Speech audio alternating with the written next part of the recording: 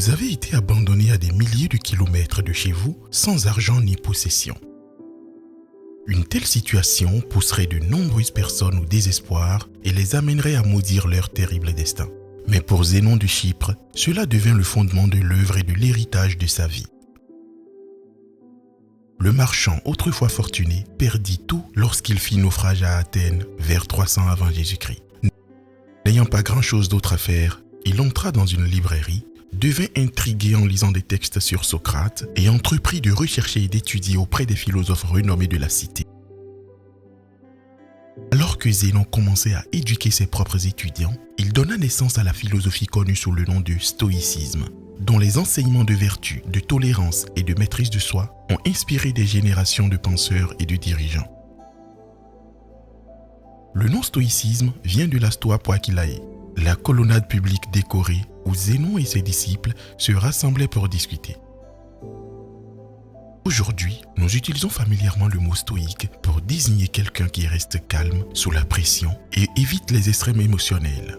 Mais bien que cela capture des aspects importants du stoïcisme, la philosophie originale était plus qu'une simple attitude.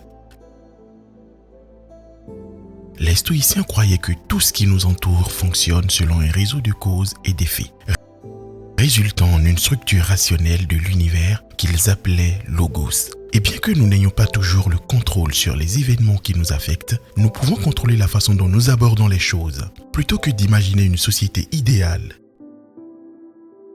Aujourd'hui, le stoïcien essaie de composer avec le monde tel qu'il est, tout en poursuivant l'amélioration de soi à travers 4 vertus cardinaux.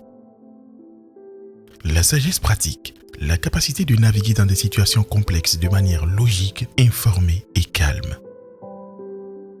La tempérance, l'exercice de la retenue et de la modération dans tous les aspects de la vie. La justice, traiter les autres avec équité, même lorsqu'ils ont mal agi. Et le courage, pas seulement dans les circonstances extraordinaires, mais face aux défis quotidiens avec clarté et intégrité. Comme l'écrivait Sénèque, l'un des stoïciens romains les plus célèbres, parfois, même vivre est un acte de courage. Mais bien que le stoïcisme se concentre sur l'amélioration personnelle, ce n'est pas une philosophie égocentrique. À une époque où les lois romaines considéraient les esclaves comme les biens, Sénèque plaidait pour leur traitement humain et soulignait que nous partageons tous la même humanité fondamentale. Le stoïcisme n'encourage pas non plus la passivité. L'idée est que seules les personnes qui ont cultivé la vertu et la maîtrise de soi en elles-mêmes peuvent apporter un changement positif chez les autres.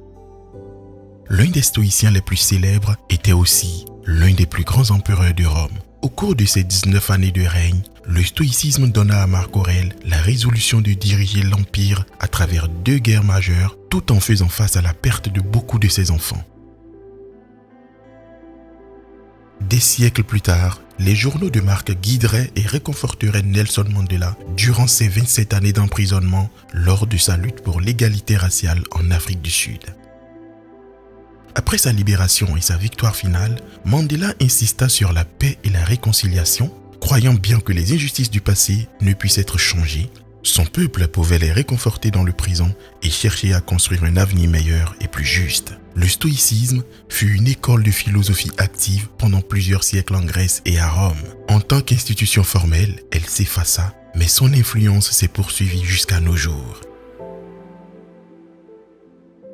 Des théologiens chrétiens tels que Thomas d'Aquin ont admiré et adopté son accent sur les vertus et il existe des parallèles entre l'atarasie stoïcienne ou tranquillité d'esprit et le concept bouddhiste de nirvana. Un stoïcien particulièrement influent fut le philosophe Épictète, qui écrivit que la souffrance ne provient pas des événements de nos vies, mais de nos jugements à leur sujet. Cela a fortement résonné avec la psychologie moderne et le mouvement d'auto-assistance. Par exemple, la thérapie émotionnelle rationnelle comportementale se concentre sur le changement des attitudes autodestructrices que les gens forment concernant les circonstances de leur vie.